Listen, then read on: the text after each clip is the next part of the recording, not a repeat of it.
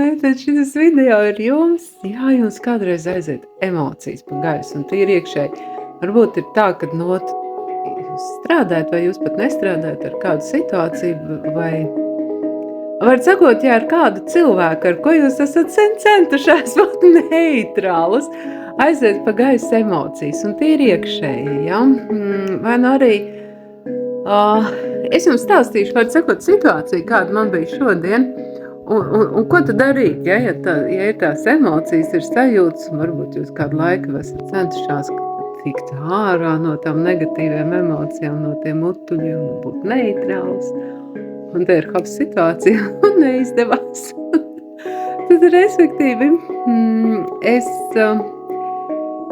es ar sevi strādāju un es zinu šos te momentus, kur kādā brīdī man uzsit kādas emocijas sajūtas, es pat saprotu, kāda tam ir iemesli.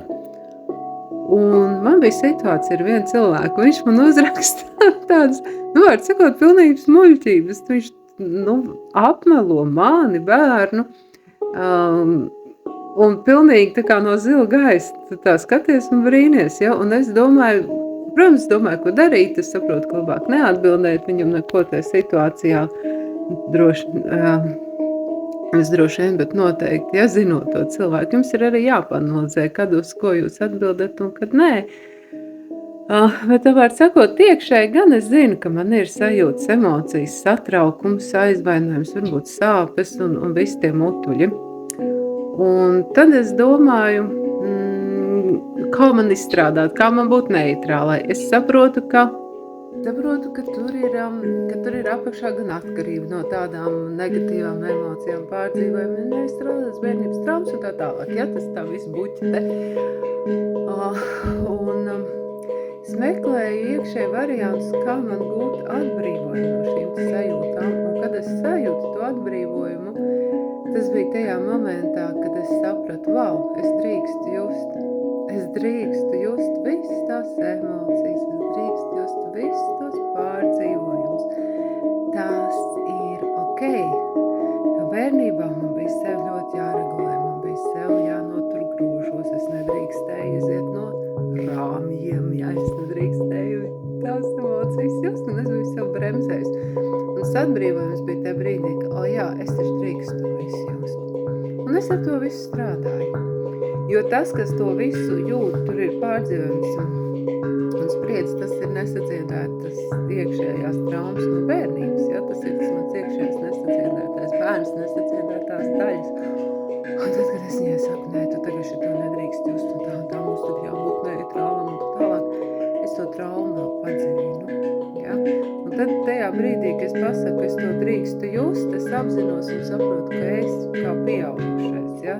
Cilvēks, es kā pieaugusi sieviete, vesela sieviete, apmīļoju to mazo bērnu, savu to iekšējo daļu, kas pārdzīvo un ir tajās sajūtās, un es viņai saku, tu drīksti to visu just. Un tajā brīdī sākās sadziedēšana, un es strādāju ar sevi, lai būtu brīvi no tām emocijām un sajūtām, bet tas notiek caur atļaušanu viņām notikt. Un momentā brīva tīra galva, un ļoti forši patīkama un silta sajūta. Protams, tad es attiecīgi arī vēroju to situāciju, kā viņa risinās tālāk, bet tas ir tas pirmais solis, tā ir tā pirmā atbrīvošana. Es to drīkstu just, jo principā cilvēks ir izdarījis pret mani netaisnību, ja?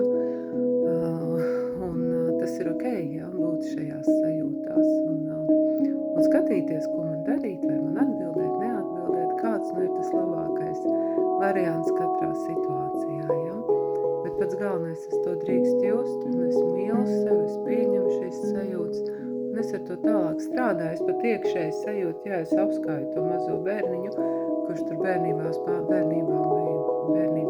kliedz, lamājās vecāku, un iekapsulēs, es nedrīkst just, ja? Tad es viņu apmīļoju un atļauju viņai ļaut vaļu šīm sajūtām. Lūk, tas ir ļoti liels un ļoti spēcīgs atbrīvojums.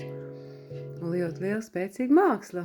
Meitenes mīļās, nākat rīt uz meditāciju, būs superīga elpošana, superīga meditācija, kas palīdzēs dzīvē labāk justies un kārtot šīs te iekšējās šīs te mūsu iekšējās nesadziedātās daļas, kārtot mūsu iekšējās lietas, un lai mēs arvien vairāk un vairāk labāk jūtamies, gan fiziski, gan emocionāli, ja, garīgi, visā veidā, lai mēs dzīvojam arvien vairāk labsajūtā, ja, un arvien lielāka brīvība, un caur šo te lielāko brīvību iespējams mēs tad arī piedzīvojam foršāku, skaistāku, bagātīgāku, lieliskāku, superīgāku dzīvi. Tiekamies, mīļās rītā, es mīļoju jūs visus un stāv mīļoju, tavu mīļoju